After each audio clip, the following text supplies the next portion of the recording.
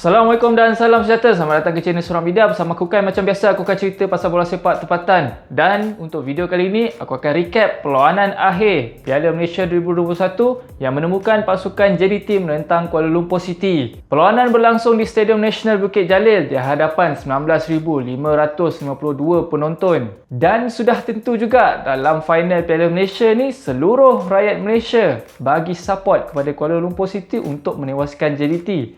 Kecuali satu tim ni, tim Penang. Sebabnya, andai kata JDT menjadi juara Piala Malaysia, slot untuk ke AFC Cup pada tahun 2022 nanti akan diberikan kepada tim Penang sebagai pasukan di tempat ketiga Liga Super. Untuk rekod, pada musim ni, Kuala Lumpur City dan JDT pernah bertemu 2 kali di Liga Super. Pertemuan pertama di Stadium Kuala Lumpur Ceras, match tu mencatatkan keputusan seri 1-1. Manakala, pertemuan kedua di Stadium Sultan Ibrahim, JDT berjaya menewaskan Kuala Lumpur City dengan keputusan 2-1. Dan pada masa tu, JDT dah pun dinobatkan sebagai juara Liga Super 2021. Kedua-dua tim ni juga mencatatkan rekod yang cemerlang sepanjang kempen Piala Malaysia ni. Daripada peringkat grouping sampailah kalah mati, diorang tak pernah kalah lagi. Cuma laluan JDT di peringkat kalah mati ni lebih berliku sikit lah. Suku Akhir terpaksa jumpa dengan Kedah, dekat separuh akhir jumpa Terengganu pula. Perjalanan Kuala Lumpur City pun berliku juga. Di peringkat suku akhir bertemu dengan Selangor dan struggle lawan Melaka United di peringkat separuh akhir. Atas kertas nampak JDT menggunakan formasi 4-3-3, tapi secara realitinya di atas padang JDT menggunakan formasi 3-4-3. Dengan formasi ni memang nampak JDT superior lah atas padang.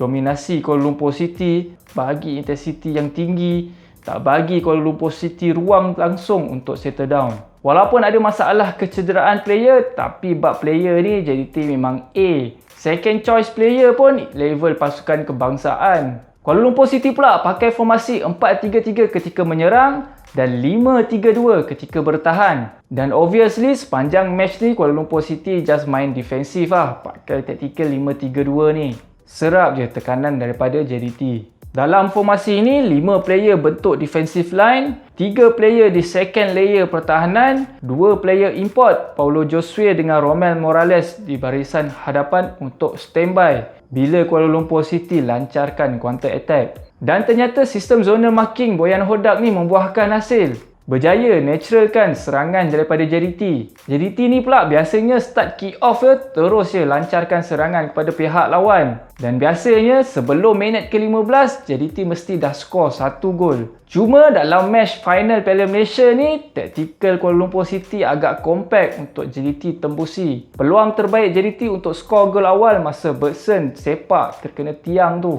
Kalau shooting tu masuk, mungkin match final ni jadi lain sikit. Kuala Lumpur City ni juga bukan setakat power dekat defend, tapi diorang punya keeper ni yang handsome dan suami orang ni pun perform malam ni. Selain tu, sistem Kuala Lumpur City ni juga memudahkan transisi daripada bertahan kepada menyerang. Memang kita nampak JDT dominasi match ni, main separuh padang. Kadang-kadang Farizal Marlias pun duduk dekat tengah padang. Tapi bila Kuala Lumpur City sesekali attack, memang seram sejuk fans JDT. Secara overall, 3 kali je Kuala Lumpur City ni buat shooting dan 2 kali shoot berjaya menghasilkan gol. Berbanding JDT yang berbelas-belas shooting tapi 1 gol pun tak berjaya hasilkan. First half match ni pada aku memang hamba.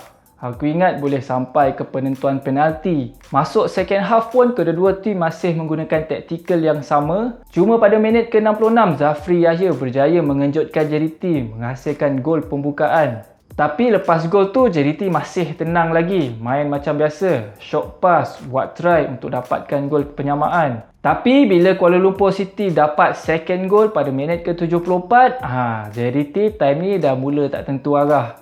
Tak ada dah main short pass sebagai. Terus main long ball supaya bola sampai cepat dekat attacking third dan diorang boleh buat try. Dan kesudahan match ni macam semua orang tahu, JDT kalah dan Kuala Lumpur City dinobatkan sebagai juara Piala Malaysia 2021. menamatkan kemarau 32 tahun diorang menjulang Piala Malaysia. Dan ini merupakan Piala Malaysia keempat Kuala Lumpur. Satu pengakhiran yang sempurna bukan saja untuk fans Kuala Lumpur City yang tiba-tiba ramai time final ni, tapi satu pengakhiran yang baik juga untuk player Otai Syukur Dona yang umumkan persaraan sebagai player bola sepak di usia 42 tahun. Zafri Yahya yang setia dengan Kuala Lumpur City pada malam ni perform terus dapat man of the match. Romel Morales top scorer Piala Malaysia dengan 10 gol. Paulo Josue top assist dengan 6 assist. Dan keeper handsome Kevin Mendoza top clean sheet. Dan follower IG dia bertambah. Memang happy ending lah untuk Kuala Lumpur City. Dan pada aku berdasarkan prestasi dan stability dalam pengurusan,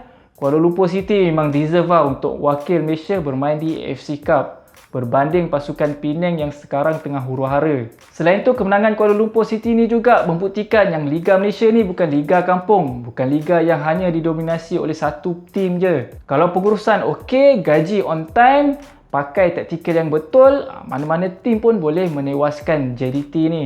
Aku rasa itu saja untuk recap final Piala Malaysia 2021. Kita jumpa lagi on the next video. Assalamualaikum dan salam sejahtera. Bye-bye.